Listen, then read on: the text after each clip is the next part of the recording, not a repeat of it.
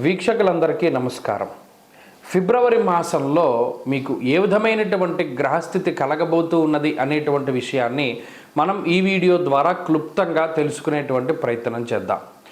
జనవరి నెలలో సంక్రమించినట్టే ఫిబ్రవరి మాసంలో కూడా పంచగ్రహ కూటమి, షడ్గ్రహ కూటమి సంభవించడానికి కూడా అవకాశం ఉన్నది. అయితే ఈసారి మకరంలో కాకుండా కుంభరాశి యందు ఈ పంచగ్రహ కూటములు ఇవన్నీ కూడా ఏర్పడబోతూ ఉన్నాయి. అలాగే ఫిబ్రవరి మాసంలో ఉండేటువంటి గ్రహస్థితిని గనక మనం ఒక్కసారి గమనిస్తే మిథున రాశి యందు గురుడు సంచరిస్తూ ఉన్నారు. అలాగే సింహరాశి యందు కేతువు యొక్క సంక్రమణం జరుగుతూ ఉన్నది, కేతువు సంచరిస్తూ ఉన్నారు.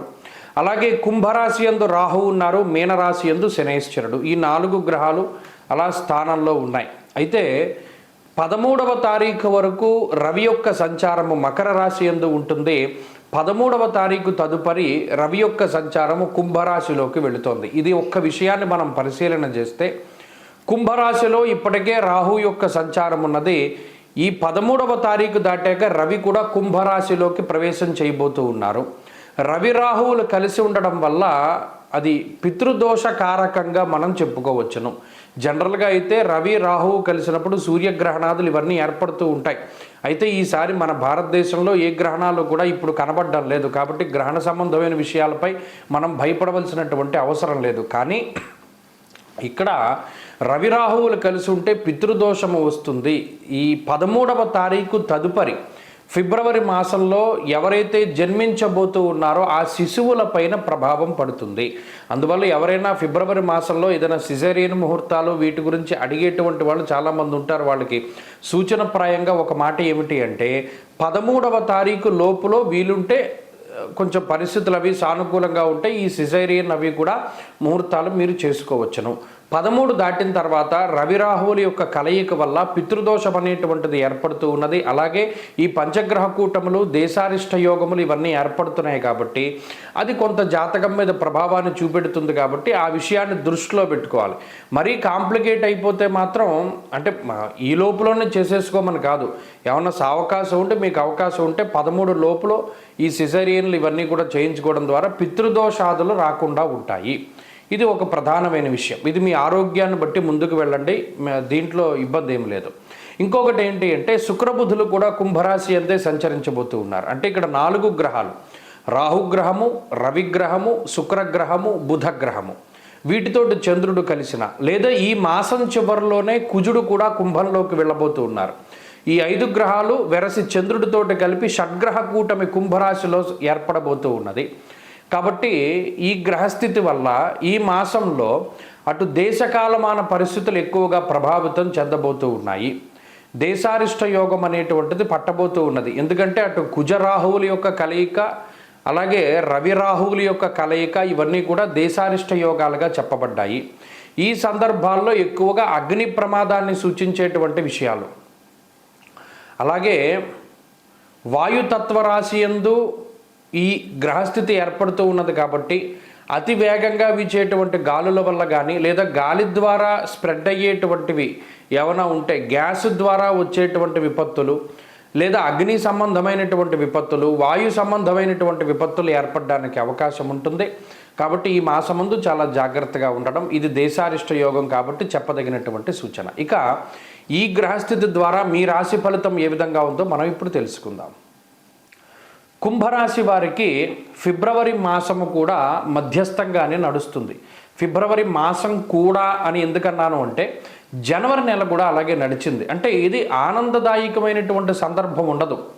ఏదైనా సినిమాకో లేకపోతే ఇంకోటో వెళ్ళారనుకోండి, మధ్య నుండి వచ్చేవలసినటువంటి పరిస్థితులు ఉంటాయి. అంటే మీకు నచ్చినటువంటి దాన్ని మీరు అనుభవించలేకపోతారు. దానికి కారణం ఏంటి? గతంలో 12వ స్థానమందు పంచగ్రహ కూటమి ఉంటే ఇప్పుడు జన్మరాశి యందు పంచగ్రహ కూటమి ఏర్పడుతోంది.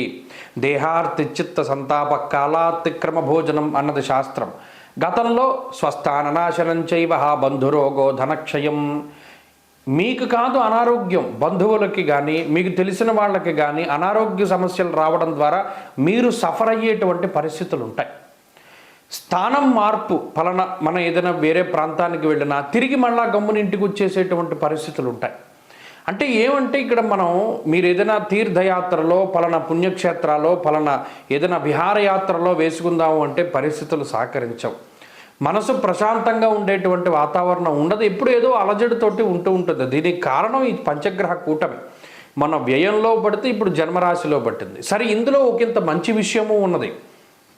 జన్మరాశిలో శుక్రుని యొక్క సంచారము, 5వ స్థానమందు గురుని యొక్క సంచారము, అలాగే చంద్రుని యొక్క స్థితిగతులు ఇవన్నీ కూడా కొంత అనుకూలిస్తాయి. అంటే ఇక్కడ మీకేమీ ఆర్థికపరమైన సమస్యలు లేవు, అనారోగ్య సమస్యలు లేవు, అలాగే ఉద్యోగపరమైన సమస్యలు లేవు, వ్యాపారపరమైన సమస్యలు లేవు. అంటే ప్రత్యక్షంగా మీకు ఇబ్బందిని కలిగించేటువంటిది కాదు ఈ గ్రహస్థితి.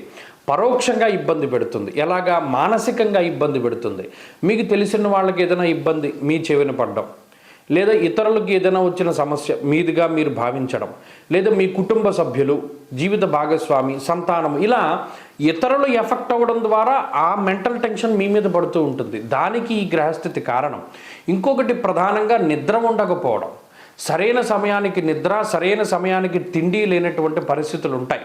పని ఒత్తిడిలో పడడం ద్వారానో, లేదా ఏదైనా ఉద్యోగపరంగానో, ఇంకో ఇతరత్ర పనుల్లో నిమగ్నం అవడం ద్వారానో ఇది దొరకదు. ఇలా అటు శారీరక శ్రమ ఉంటుంది, మానసిక శ్రమ ఉంటుంది. ఏది లోటు ఉండదు, కానీ ఏది ఉన్నా సకాలంలో మీరు తినలేకపోతారు. ఎదురుకుండా పంచపక్ష పరమాన్నాలు ఉంటాయి, కానీ మీకు తినేసే అవకాశం ఉండదు. ఏదో ఒకటి వస్తూ ఉంటుంది. ఇలా ఈ మానసిక శారీరకమైనటువంటి అలజడి ఎక్కువగా ఉండడాన్ని మీరు గమనించవచ్చును. ఇక్కడ మీరు ఇంకోటి ఏంటి అంటే ఏలినాటి శని. సదా క్లేశం వృధా వైరం సతతం కార్యనాశనం అన్నది శాస్త్రం. మీ గురించి మీరు శ్రమపడ్డం కన్నా ఇతరుల కోసం శ్రమపడ్డం ద్వారా మీ సమయం అంతా కూడా వెళ్ళిపోతూ ఉంటుంది. సతతం కార్యనాశనం. ఏ పని మొదలుపెట్టినా విఘ్నములు, అవాంతరాలు, ఆటంకాలు. అలాగే అనవసరమైనటువంటి కథాకాలక్షేపము. ఎవడో వచ్చి ఏదో కబుర్లు చెప్తూ ఉంటాడు, ఆ సమయం అంతా వాడు తినేస్తూ ఉంటాడు, ఏ పని చేయడానికి ఉండదు, వాడు వెళ్ళడం, మీరు లేవడానికి ఉండదు.